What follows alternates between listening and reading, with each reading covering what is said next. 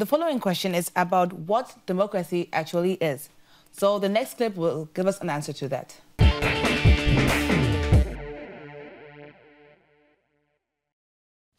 This is Trudy. She is 15 years old and lives in Neutralia, where she also attends the school.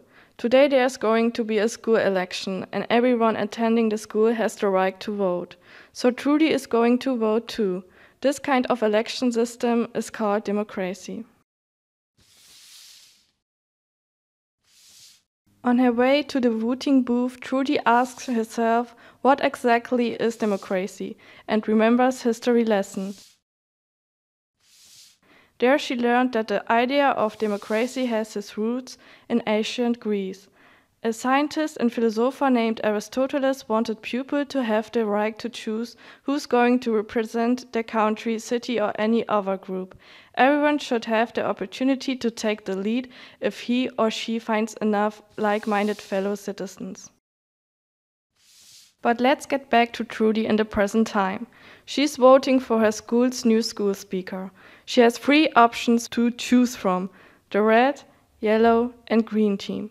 If she has decided, she draws a cross on a voting paper for the group or person she likes and throws it into the voting box. Democracy is perceived as a fair system because everyone can participate and have their say in society. But there are also difficulties. For example, there are people who use their freedom of speech and complain about the present state of things. But instead of doing anything about it, they just sit back and hope for the best, while they also have a voice which they can use to make the world a better place to live in. Another difficulty is that many people all over the world decide to leave their home countries, sometimes for a better life and other times just to be global citizens. Sadly, a lot of them are pushed away because of their different nationalities. Many people are scared that the immigrants will take over their land and jobs.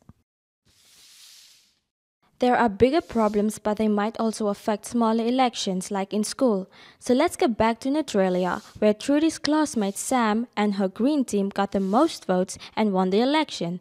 Everyone is cheering for Sam and her team. After the election, Trudy is really excited to find out more about democracy and how it is practiced in different countries outside Neutralia. So she travels to South Africa to get to know their democratic system. As soon as Trudy arrives, she finds out that there are different political parties every grown-up citizen can vote for during the voting period. The party with the most votes wins and chooses the president who is going to rule over the country and who represents the nation in the following term of office.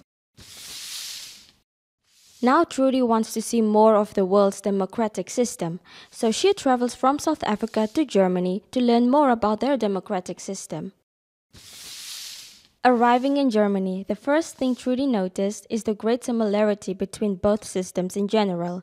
In both countries, South Africa and Germany, there are different political parties you can vote for. Eventually, one party will win and choose the president. But there are also differences. For example, there are local elections in Germany where you can already vote from the age of 16. The national elections are in both countries to be attended only by citizens aged 18 or older. A second difference Trudy noticed in Germany is the gender relation in the parliament. In Germany, there are mostly men, so women are underrepresented. A consequence might be that special women's interests won't be considered in important decisions. There is not a problem in South Africa. While Germany is placed 46th in the world ranking about female parliament members, South Africa is ranked 10th. Trudy is now stuffed with knowledge about democracy and can't wait to tell her parents and siblings about the things she explored. So she decides to go back to Neutralia. As soon as Trudy arrives at home, her family greets her happily. They are sitting at the table, talking and listening to Trudy about her trip. After a while of discussing, everyone is hungry. Trudy's mom asks if they would like to order pizza or some sushi. While her mom, brother and sister want to eat pizza, Trudy and her dad are craving for sushi. That's the moment when Trudy realizes that democracy is everywhere, not only in big national decisions, but also in our daily life.